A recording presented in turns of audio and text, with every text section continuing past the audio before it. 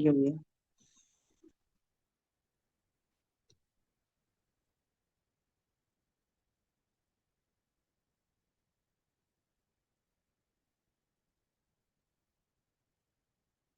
ज्यावेळी कुंडलिनी 17वीचे चंद्रामृत प्राशन करते, ज्यावेळी शरीर असे होते की त्याला प्रत्यक्ष यम देखील भीतो, असं मग ते नंतर खूप चांगलं आपलं धष्टपुष्ट आणि मनाने खंबीर बनून जाते ती व्यक्ती. तारुण्य मागे फिरतं. नंतर लुप्त झालेल्या बाल्यावस्था पुन्हा प्राप्त होते आपल्याला. तर असं पुष्कळ वर्णन केलेलं आहे. त्याला दुसरे दात सुद्धा येतात, परंतु ते लहान असतात.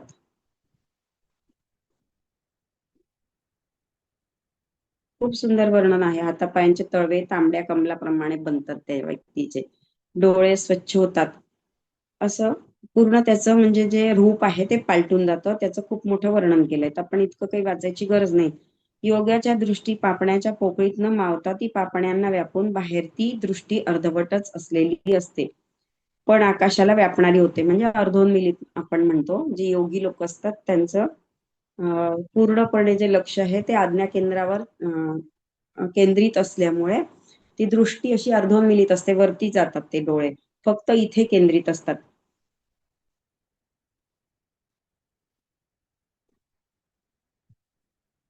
स्वर्गीचे नाद पण त्याला ऐकायला यायला लागतात. वायूच्या घोड्यावर बसतो आणि पाण्यावरून चालत गेला तरी पायाला पाण्याचा स्पर्श होत नाही. आता हे सगळं सिद्धी आहे. म्हणजे हे सगळं झाल्यानंतर तो जशा प्रकारे वागायला लागतो त्याच्यामध्ये काय काय होतं ते त्यांनी दिलं आहे की वायूच्या घोड्यावर बसतो म्हणजे वायू रूपाने तो त्याला त्या सिद्धी असतात. सूक्ष्म सिद्धी म्हणतो आपण त्याला, म्हणजे अणिमा लघिमा, म्हणजे तो सूक्ष्म रूप धारण करू शकतो, विशाल रूप धारण करू शकतो. नंतर वायूच्या वेगाने या क्षणात इथून कोणत्याही ठिकाणी पोहोचू शकतो, पाण्यावर तरंगत जाऊ शकतो. असं सगळं त्याला प्राप्त होतं. म्हणजे या सिद्धीच असतात. अशा प्रकारच्या सिद्धी वेगवेगळ्या प्रसंगी त्याला प्राप्त होतात. तर ते पुन्हा म्हणतात, अर्जुन आता इकडे लक्ष दे. प्राणवायूचा हात धरून हृदय कोशाच्या तळाची पायरी करून आणि सुषुम्ना या मध्य नाडीचा जिना चढून जी कुंडलिनी हृदयापर्यंत पोहोचली, ती कुंडलिनी जगदंबा आहे. सर्व जगाची माता आहे, जी ब्रह्मचैतन्य रूप जीवाच्या सार्वभौमत्वाची शोभा आहे, जिने विश्व बीजाच्या योगी पुरुष रूपी कोंबाला समाधीची शीतल सावली केली आहे. म्हणजे ती व्यक्ती समाधीमध्ये पण पोहोचते. ही शून्यलिंगाची साकार पिंड आहे, परमात्मरूपी शिव प्रतिमेची करंडी आहे, जी ओंकाराची उघडपणाने प्रत्यक्ष जन्मभूमीच आहे. मग अशा स्थितीमध्ये ओंकार ची जी सुरुवात होते, म्हणजे ओंकार तिथून प्रत्यक्ष प्रगटलेले आहे आपल्याला माहितीच आहे. शब्द रूपाने सुरुवातीला जन्मभूमी आहे ती ओंकाराची.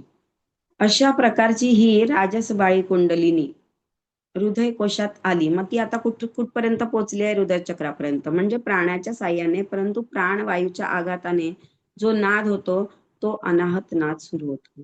अनाहत नाद आपल्याला माहिती आहे, आपल्याला मॅडमने नेहमीच सांगितलंय, कोणाकोणाला तो ऐकायला येतो. कुंडलिनी शक्तीच्या अंगालाच लागून ज्ञान रूप चैतन्य अनाहत चक्रापर्यंत आलेले असते. त्यामुळे हे अनाहत नाद ऐकू येऊ लागतात. तर ते किती प्रकारचे आहेत? 10 प्रकारचे अनाहत नाद सांगितले. चिडी, किंकिणी, घंटानाद, शंखनाद, वीणानाद, टाळ, वेणुनाद, भेदीनाद, मृदंगनाद आणि मेघनाद, अशा सर्वांचा घोष होत असतो. म्हणजे प्रत्येकाला त्याच्या त्याच्या म्हणजे जी स्थिती असते त्याप्रमाणे त्याला ते नाद ऐकायला येतात. त्या घोषाच्या कुंडीत तो नाद म्हणजे ओंकाराची चित्रे होत. ओंकाराचं महत्व आपल्याला माहितीच आहे सगळ्यांना. तर हे सगळे ओंकाराचे चित्र आहे. हे सगळे नाद म्हणजे पण ओंकार रूपीच आहे. घोषनादाच्या कुंडीत ओंकाराच्या स्वरूपाप्रमाणे रेखलेल्या नाद चित्राच्या आकृती उमटू लागतात. हे सर्व रूपकाची कल्पना करून अनाहत नादाचे स्वरूप जाणले पाहिजे. रूपक मी म्हंटल ना, सगळं उपमा अलंकार रूपक सगळं दिलेलं आहे या ज्ञानेश्वरीमध्ये. कल्पनेतही या नादाची जाणीव होणे शक्य नाही. असं बघितलं तर सामान्य लोकांना त्याची जाणीव नाही होत, पण जो योगी बनतो त्याला हे नाद ऐकायला येतात. खरे म्हणजे या अनाहत चक्राच्या ठिकाणी कशाची गर्जना होते याची प्रतीती योग्य वाचून इतरांना येत नाही. म्हणजे ते जो योगी बनतो त्यालाच ते कळतं. हृदयाकाश जोपर्यंत हृदयाकाशात जोपर्यंत प्राणवायू आहे तोपर्यंत अनाहत नाद असतो. म्हणजे तो जो प्राणवायू आहे तिथे जोपर्यंत असतो तोपर्यंतच तो नाद ऐकायला येतो. प्राणाच्या नाशानंतर नादही लयास जातात. म्हणजे जेव्हा श्वास बंद होतो त्याच्यानंतर या नादाच्या मेघ गर्जनेने सर्व हृदय आकाश दुमदुमू लागते. जेव्हा ललाट स्थानी म्हणजे आज्ञाचक्राच्या ठिकाणी असलेली ब्रह्मरंध्राची खिडकी सहज उघडते. त्याच्यानंतरची मग ती प्रोसेस आहे की जी ब्रह्मरंध्राची खिडकी आहे ती उघडली जाते. म्हणजे टाळूच्या वरचा भाग जो आहे तिथून वर मग ब्रह्मरंध्र आपलं पुढे वरती आहे. त्या ठिकाणी हृदयाकाशावर कमळ गर्भाच्या आकाराचे दुसरे महाद आकाश आहे. तेथे चैतन्य अतृप्त स्थितीत ते असते. म्हणजे ते असं जनरली कोणाला कळत नाही काय आहे त्या ठिकाणी. ज्याला ही अवस्था प्राप्त होते त्यालाच ते कळते. ते अतृप्त स्थितीमध्ये असते तोपर्यंत. त्या महद आकाशाच्या घरात परमेश्वरी कुंडलिनी देवतेने प्रवेश केला की जीव चैतन्याच्या तेजाची मेजवानी जीव चैतन्याला तेजाची मेजवानी अर्पण केलेली असते. म्हणजेच प्रकाशमय रूप त्याचं व्हायला लागतं त्या ठिकाणी. बुद्धीच्या भाजीसह हातावर घेतलेले शुद्ध भोजनाचं नैवेद्य ज्यामध्ये द्वैताची चव लागत नाही असं अर्पण केलं जातं. म्हणजे मग द्वैत नाही राहत, एकत्व बोध निर्माण होतो. प्राणवायूच्या रूपात येते. अशा प्रकारे जीव चैतन्याला आपली कांती अर्पण करून ती केवळ प्राणवायूच्या रूपात येते. त्यावेळी ती कशी भासते तर जणू वाऱ्याची पुतळी, सोनसळी भरजरी वस्त्र पांघरलेली ती कुंडलिनीने फोडून दूर ठेवलेली तशी ती दिसते. किंवा वायूच्या अंगाशी झोंबलेली दिव्य ज्योत मालवते. अथवा आकाशात क्षणभर लख्खून वीज अदृश्य व्हावी. म्हणजे त्याला तिथे ते आत्मसाक्षात्कार जो म्हणतो आपण, एनलाइटनमेंटचा प्रकार जो असतो तो काय असतो हे त्यांनी सांगितलं की काय होतं. मग ती कुंडलिनी शक्ती टाळूच्या तिथून ब्रह्मरंध्राकडे जाते आणि तिथे ही लख्ख वीज प्रकाशते. म्हणजे आपल्या सहस्रार चक्रामध्ये पूर्ण प्रकाशमय रूप त्याला आपलं स्वतःच जाणवतं. अथवा हृदय कमलापर्यंत जणू काही सोन्याच्या सरीसारखी दिसणारी किंवा प्रकाश रूप पाण्याच्या झऱ्यामध्ये वाहत आलेली ती कुंडलिनी मग हृदय रूप पोकळ जमिनीतून एकदम जिरून जाते. अशा प्रकारे शक्तीचे स्वरूप शक्तीमध्येच विलीन होते. मग ते एकरूप होतं शक्तीमध्येच. या स्थितीत तिला शक्तीच म्हटले आहे. अशा ठिकाणी तिला शक्तीच म्हटले. खरं म्हणजे ते शिवशक्तीचं मिलन असतं. इथे शिवाचं स्थान आहे आज्ञाचक्राच्या तिथे आणि सहस्रार चक्रापर्यंत जेव्हा ती जाते तर त्यांचं मिलन होतं. एरवी ती केवळ प्राणवायूच असते. म्हणजे तिला असं शक्तिरूप म्हटलेलं आहे पण एरवी ती प्राणवायूच आहे. मात्र तिच्यातील नाद, कांती, तेज दिसून येत नाही एरवी. म्हणजे जेव्हा जोपर्यंत हे प्राप्त होत नाही तोपर्यंत आपल्याला ती जाणीव नाही होत किंवा नाद ऐकायला येत नाही किंवा ते तेज आहे ते प्रगट नाही होत तोपर्यंत. पण जेव्हा योगी या अवस्थेला पोहोचतो तेव्हा त्याला ते प्राप्त होतं सगळं. या अवस्थेत मनाचा निग्रह, वायूला ताब्यात ठेवणे, ध्यानाचा आदर करणे हे येथे उरत नाही. मनोनिग्रह मग करायची गरज नाही, आपोआपच तो होत असतो. संकल्प विकल्प यांचे महत्व या श्रेष्ठतम अवस्थेत राहत नाही. म्हणून आता संकल्पही करायचे नाही असं आपल्याला सांगितलं गेलेलं आहे.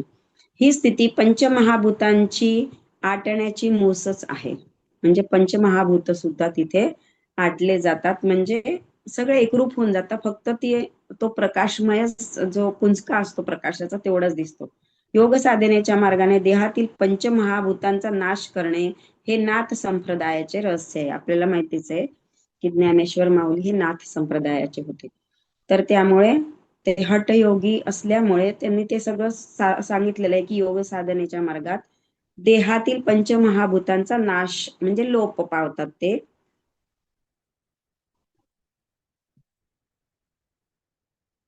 अर्जुनाला सांगण्याच्या निमित्ताने अभिप्राय श्री महाविष्णू म्हणजे श्रीकृष्ण सांगून गेले आहेत.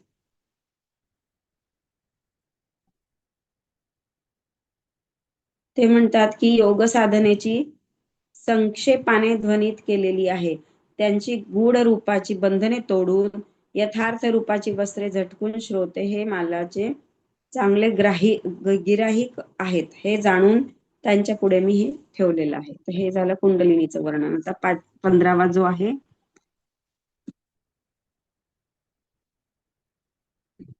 15वा श्लोक असते, इंजनेवम सदात्मानम योगी नियत मानसा शांतिम निर्वाण परमा मत्संस्थामधिगच्छति. नियत मन वाला योगी अर्थात जिसका मन जीता हुआ है, आता तो योगी झालेला आहे, त्याचा मनावरती कंट्रोल आलेला आहे.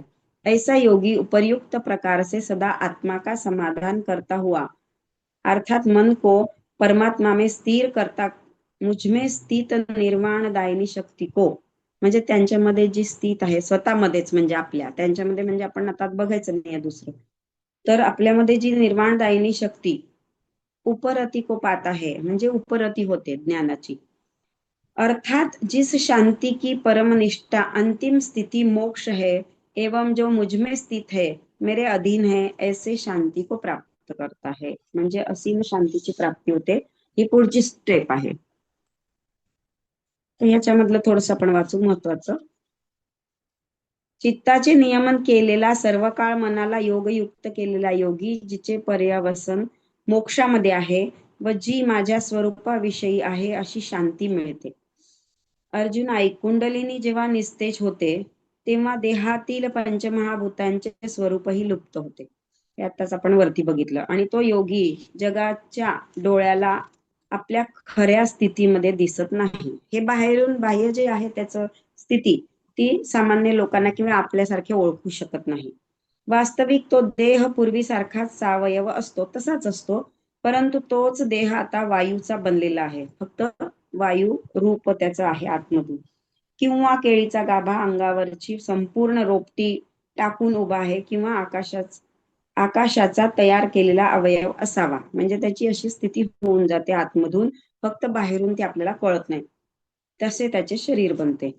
तेव्हा ते शरीर आकाश मार्गाने जाऊ शकते, म्हणून त्याला खेचर असे म्हणतात. खेचर म्हणजे खम म्हणजे आकाश, आणि त्या मार्गाने जाणारा म्हणजे खेचर असे म्हणतात. तर अशा प्रकारे त्याची, म्हणजे तो कोणत्याही गोष्टीवरती मास्टरी हासिल करू शकतो. अशी योग्यता प्राप्त झाल्यावर लोकांमध्ये त्याचा देह एक चमत्कार वाटू लागतो. असा योगी जेव्हा चालतो तेव्हा त्याच्या प्रत्येक पावलाबरोबर अष्टसिद्धी हात जोडून उभ्या असतात. म्हटलं ना, अष्टसिद्धी मग त्याला प्राप्त होतात आणि त्याला जे हवं ते तो मिळवू शकतो. परंतु आपल्याला त्या सिद्धींशी काय कर्तव्य, म्हणून म्हणतात की सिद्धींच्या नादी नाही लागायचं, आपल्याला पुढे जायचं असतं. मुख्य गोष्ट अशी आहे की योग्याच्या शरीरातच पृथ्वी, आप, तेज या तीनही भूतांचा असा लोप होतो.